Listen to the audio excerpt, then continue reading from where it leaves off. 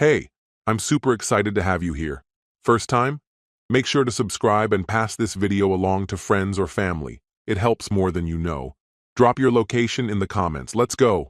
My name's Joshua, and for the longest time, I was certain that Mila and I were solid, like bedrock. We first met during our sophomore year. I was training in a vocational program, focusing on landscaping and irrigation, while Mila was making waves in her business classes. Sharp-witted, articulate, always steps ahead, never caught off guard. I remember that first encounter vividly. She was commanding a group project like she owned the place. Crisp white blouse, bold red lipstick, confident like few others. I happened to be repairing a busted projector bracket for some bonus credit. Once her presentation wrapped, she approached me directly and thanked me for stepping in. Most wouldn't have acknowledged the guy with the toolbox, but she saw me. The very next day, we grabbed coffee. That coffee turned into dinner. She liked how grounded I was. I admired her ambition. We came from different worlds, but somehow made one of our own. While her classmates chased internships at boutique agencies, I was launching my landscaping hustle from the back of my dad's beat-up truck. Sometimes she'd tag along to job sites. She'd sit shotgun, legs crossed, flipping through brand strategy slides while I measured yards and sold stonework to homeowners. She nicknamed me the blue-collar Picasso. I used to tease her, saying she was far too polished for someone like me. She'd laugh and say, "That's exactly why you need me." And for a while, she was right. We made a great team. I handled the labor and logistics. She tackled branding and presentation. With her insight, I revamped everything. Logo, website, marketing deck, business picked up fast. But her inner circle? They never warmed up to me. Especially Kira and Tessa, both in PR, always dressed like magazine covers. The first time I met them, Tessa gave me a once-over and smirked. "So you're the grass guy?" Mila just chuckled and corrected her. "He owns the business." But the look they exchanged said more, like I was just a novelty. Mila tried to reassure me. "They mean well," she once said. "They're just looking out for me." But I wasn't like the others. I showed up. I worked hard. At least I thought that counted for something. A year after graduation, Mila landed a role at a top-tier branding firm downtown, sleek office in a tower of glass. Meanwhile, my workspace was a tool shed packed with fertilizer and gear. We moved into a rental on the outskirts, close enough for her daily commute, far enough for me to park the truck without HOA complaints. Things shifted slowly at first. She started staying late at work.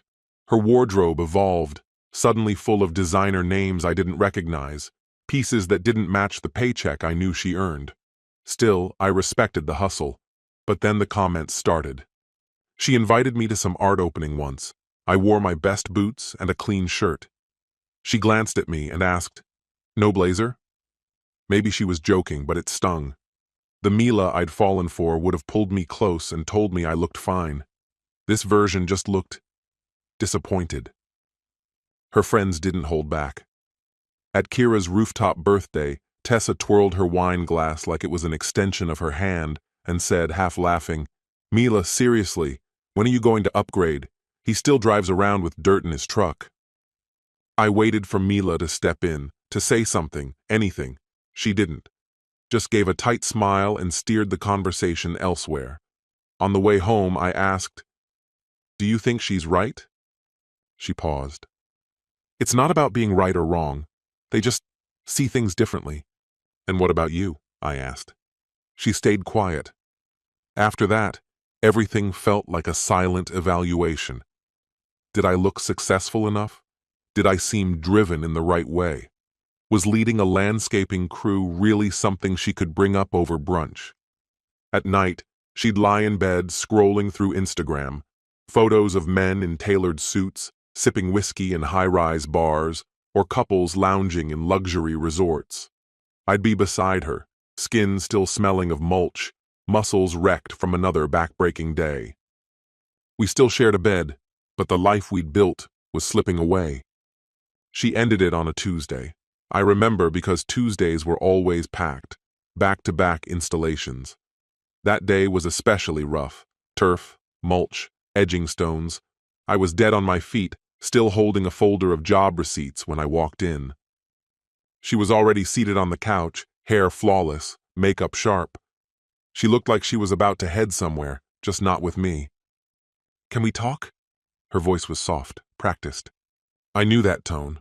It's the one people use when the outcome's already decided. "Joshua, I think we need a break."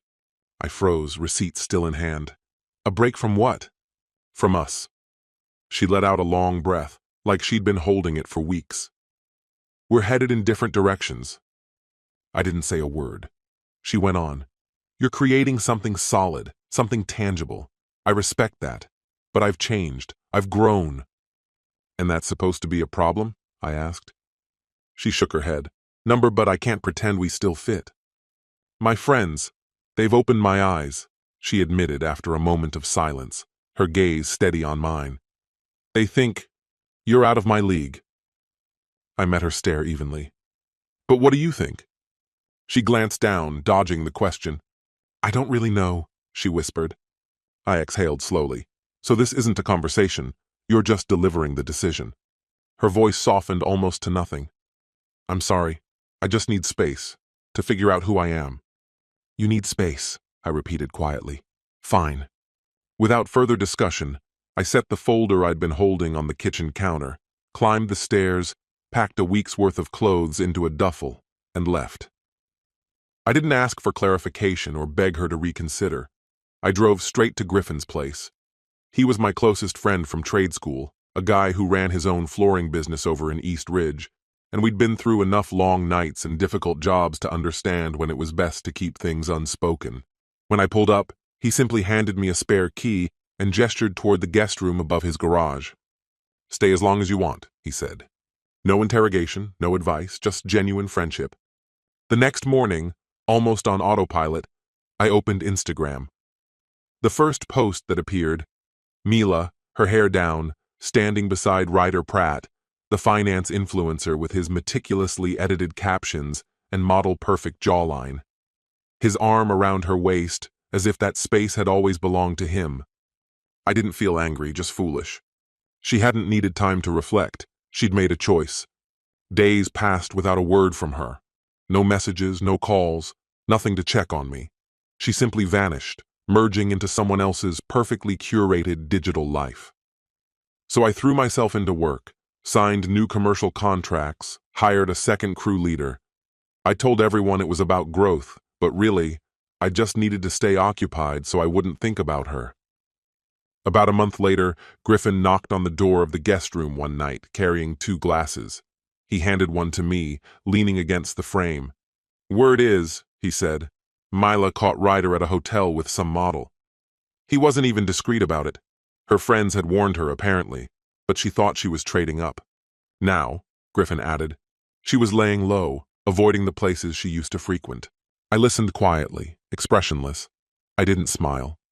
There was no satisfaction in watching someone's downfall, but I did feel clarity. She hadn't just ended things with me. She'd gambled on an image, and that illusion had predictably fallen apart. A week later, a message from her arrived. "Can we talk?" I stared at the screen for a full minute. Part of me was ready to delete it instantly, but another part was curious. So I agreed. We met at a small, quiet diner. She wore oversized sunglasses inside, likely hiding tear-swollen eyes. For a long while, she said nothing. Finally, she spoke. "I made a terrible choice." I stayed silent. "I don't even know why I did it," she continued, her voice faltering. "I let people tell me what I should want, and now I just feel hollow." Still, I didn't respond. "I should have stood by you, should have trusted us," she went on.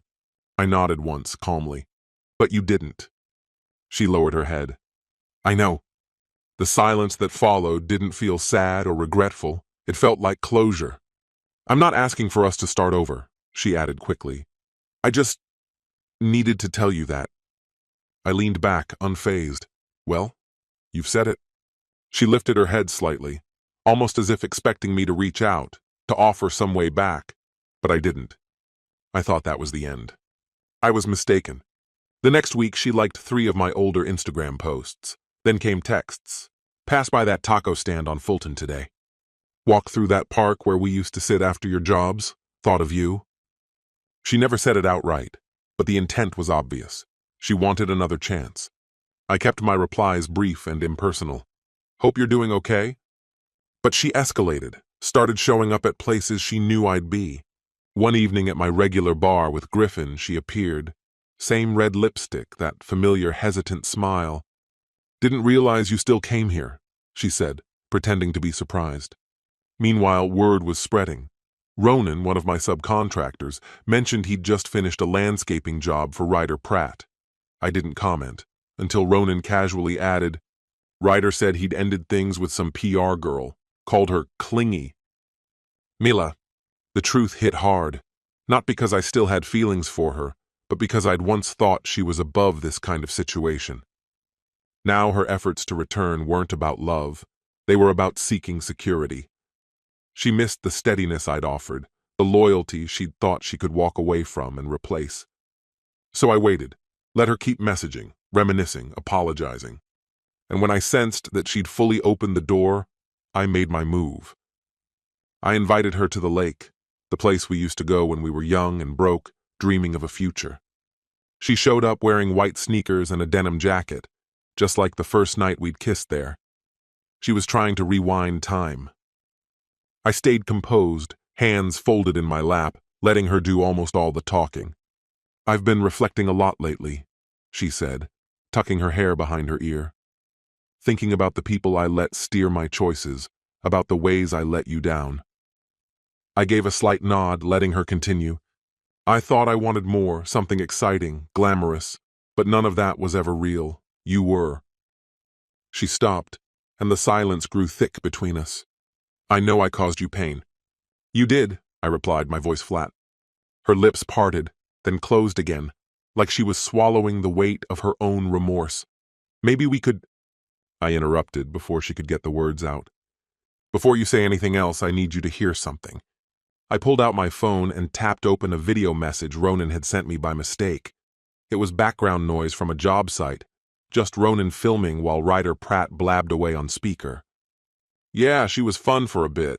That PR chick, kinda needy though, said something about Cabo. I bounced before she even zipped up her suitcase. I didn't add context, just let the audio speak for itself. Her face collapsed as the truth hit. When the clip ended, I locked the screen and looked at her squarely. You left because your friends convinced you I wasn't enough, I said. You traded something real for showy distractions and shallow approval. This is what that choice got you.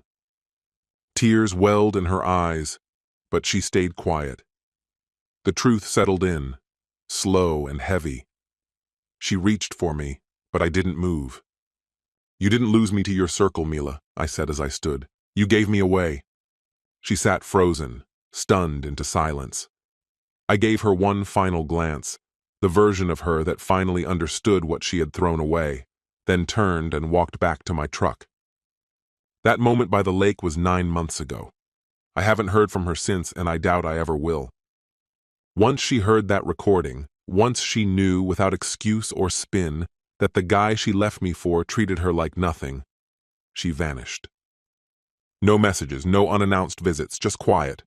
Still, word gets around. A mutual friend told me she resigned from her job not long after. Said she wanted a fresh start. I heard she moved back in with her mom for a bit. And Ryder? He's with some fitness influencer now.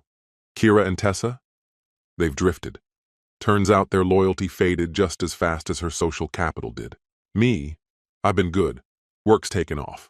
Landed a few big commercial contracts, added 2 more trucks to the fleet, and finally hired someone to handle admin and logistics. I'm not running some corporate empire, but I make my own schedule, call my own shots, and every day I get to see the impact of my work. That's more than enough. And yes, there's someone new. Her name's Leah. She's not like Mila. She's a nurse, spends her Saturdays at an animal rescue. When she first stopped by the shop, she asked about the mural on the back wall. She didn't ask me what I wanted to be. She wanted to know what I loved about what I already do. One morning, I was trimming hedges in a new housing development. I looked up and saw her, Mila, across the street, coffee in hand. She looked thinner, a little washed out. She froze when she saw me. Our eyes met for a moment. She gave a faint, weary smile, part regret, part memory. I didn't return it, just gave her a quiet nod and went back to trimming. Clean, even cuts, like nothing had ever been out of line. And that was it. No big scene, no closure talk. That one look said it all. She finally understood the gap between surface sparkle and real substance. And as for me, I was never beneath her. She just didn't know how to walk beside me.